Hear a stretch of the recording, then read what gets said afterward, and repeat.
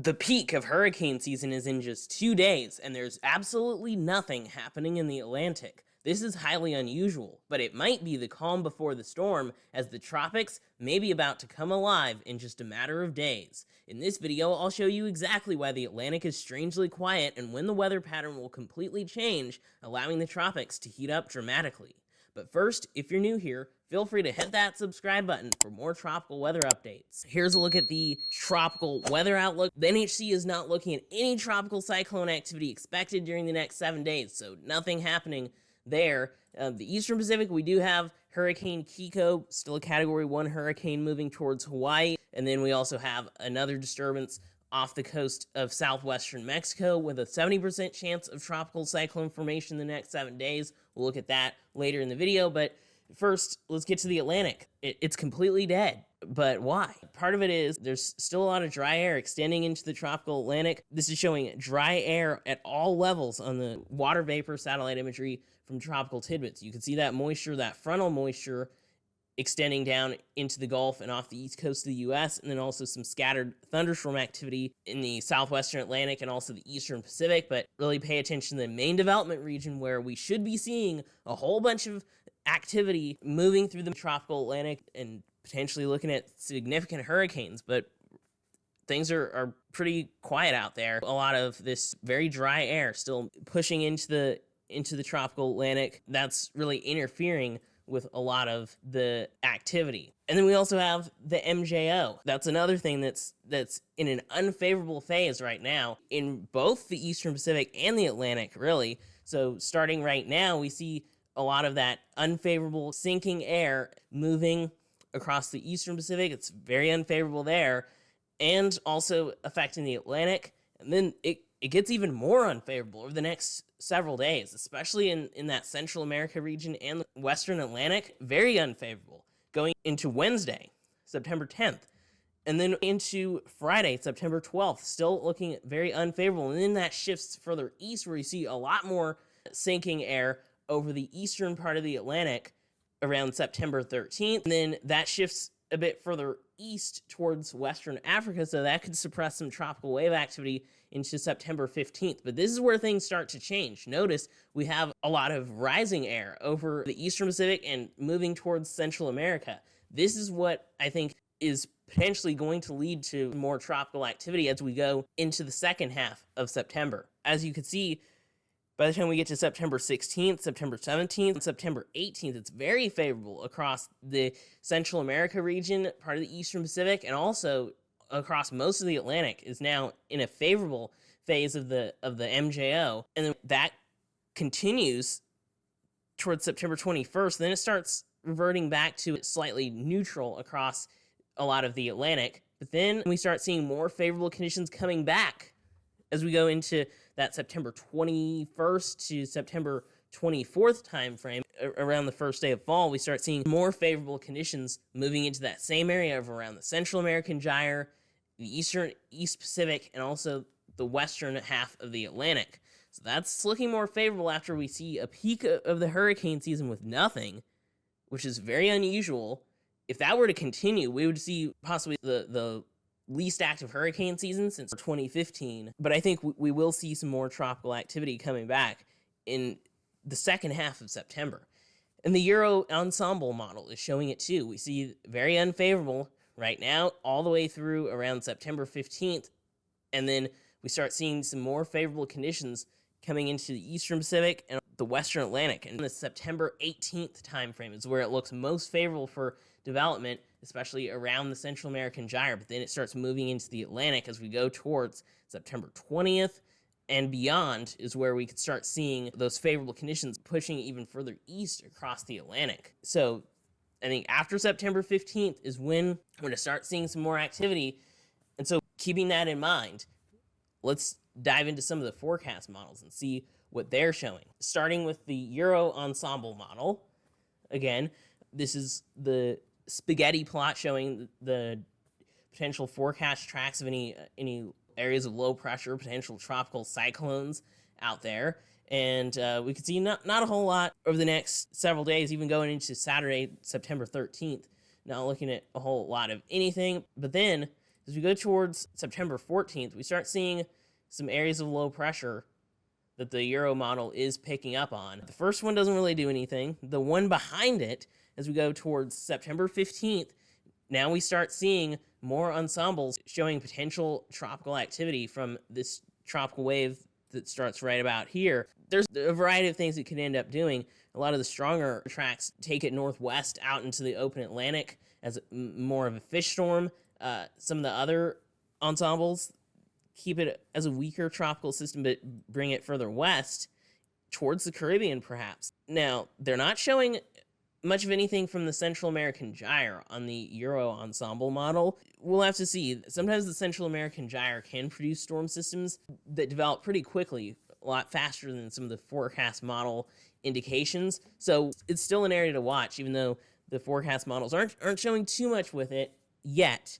But we'll see if that changes as we get some of those more favorable conditions moving in. Here's the GEFS ensemble showing a tropical system already by September 12th. So even in these very unfavorable conditions, we see a tropical wave that they're highlighting for potential tropical cyclone development, and it just keeps going west. All the way into September 16th, we have a potential tropical system moving towards the Caribbean. We'll have to see if that's able to do something. Then we start seeing some ensembles showing a weak area of low pressure trying to develop around the Central American gyre. So the GEFS model is showing potential with that, and then also even more potential in the main development region behind our first major tropical wave. And then as we go into September 17th, next Wednesday, not this Wednesday, September 17th, we're looking at potential tropical cyclone activity moving towards the Caribbean. Let's see if it makes a turn or just keeps going west. If this is able to develop, it could be something the Caribbean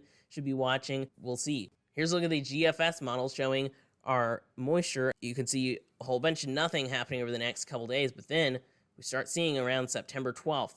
They're showing a tropical storm now. A few days ago, they were showing a potential Category 2 hurricane out of Invest 91, and that turned into a whole bunch of nothing. So just because it's showing a pretty significant tropical system here doesn't mean it's going to happen, but it is something to watch and keep an eye on, because sometimes they'll show something weak and it actually intensifies into a more significant hurricane. So this is just showing what could potentially happen. But it's showing a tropical system forming around September 12th. It starts intensifying pretty quickly into a 987 millibar hurricane by September 14th.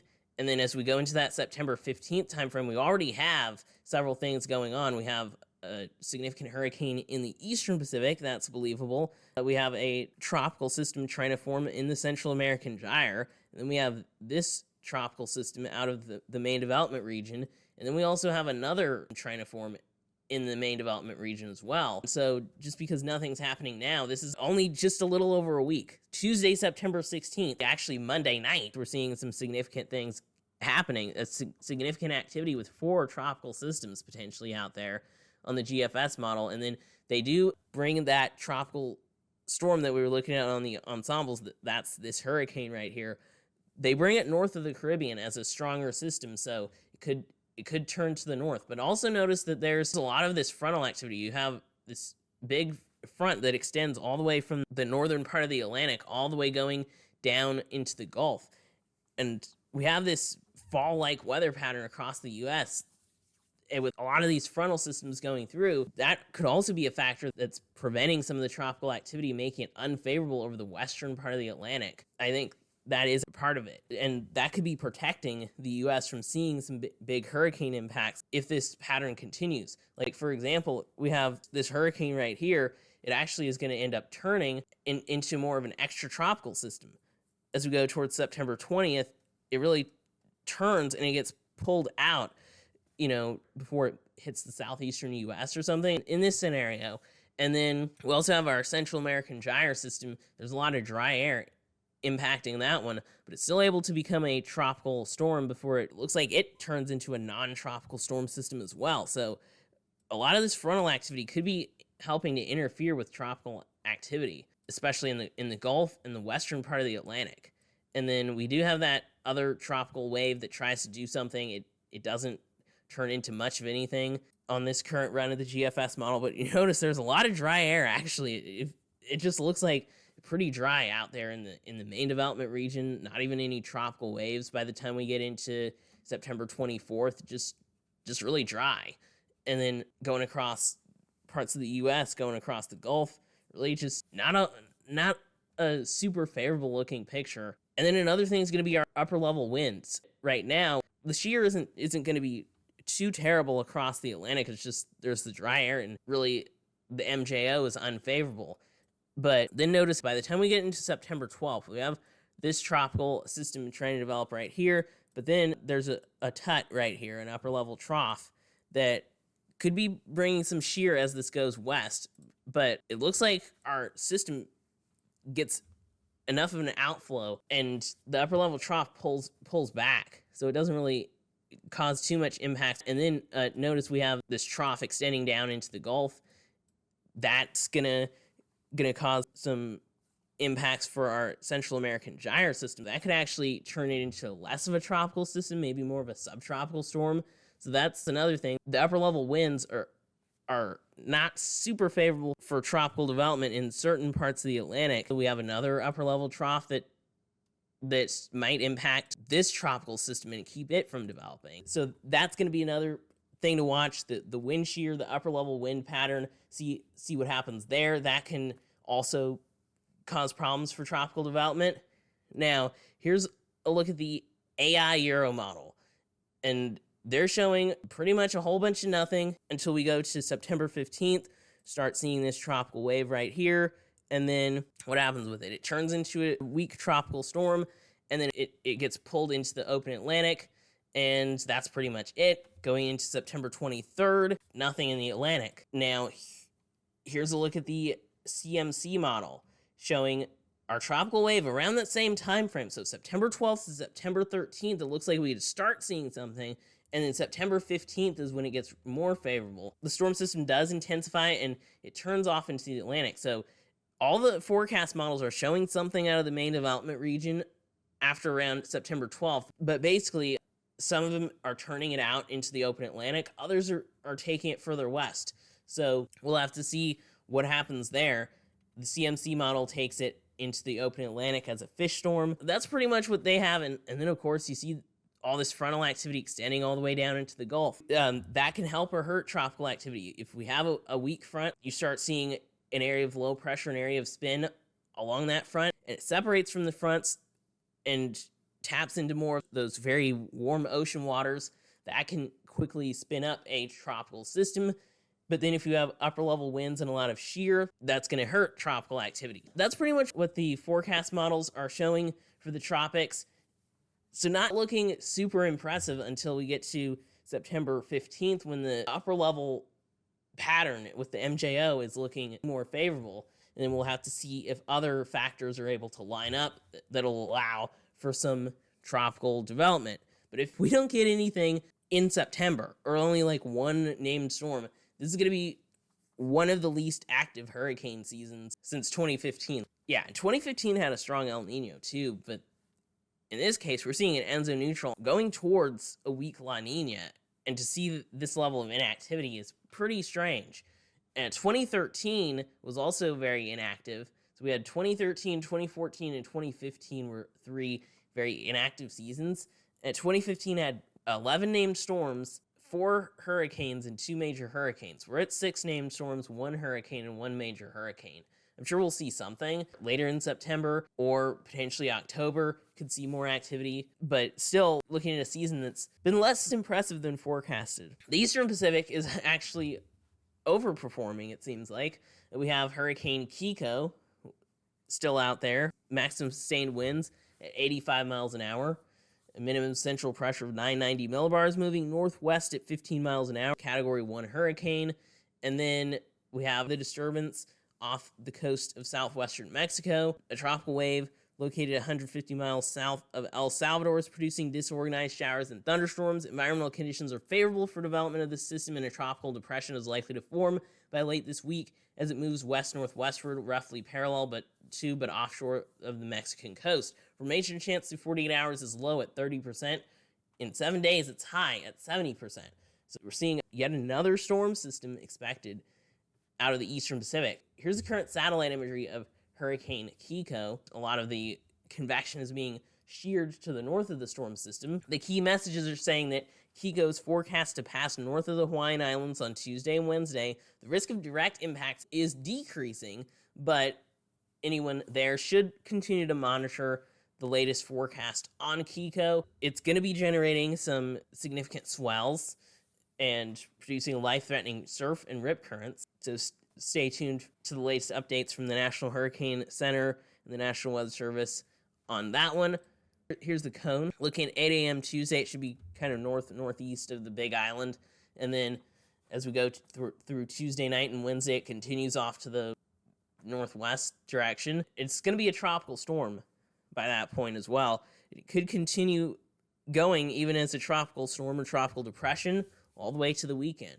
In terms of the impacts, here's the Euro model showing the main activity with the storm stays to the north of Hawaii, so it's not going to be producing too many direct impacts except some showers and thunderstorms from the very outside of the hurricane. But it continues going all the way into Wednesday with there's going to be some light rain across the islands on Tuesday and Wednesday. Here's a look at the GFS model for the Eastern Pacific, because the Eastern Pacific is pretty active. Here's our disturbance the NHC is looking at, and the GFS model showing it could be a Category 2 hurricane by the time we get to September 15th. Remember, that's that very favorable time frame, and starts getting very favorable in the Eastern Pacific, and then it slides eastward for the Western Atlantic. So we start seeing potentially a Category 4 major hurricane, and this is a pretty big hurricane as well, around September 17th.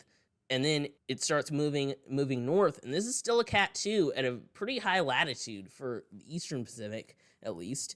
But then notice all that moisture gets carried into the southwestern U.S. and California.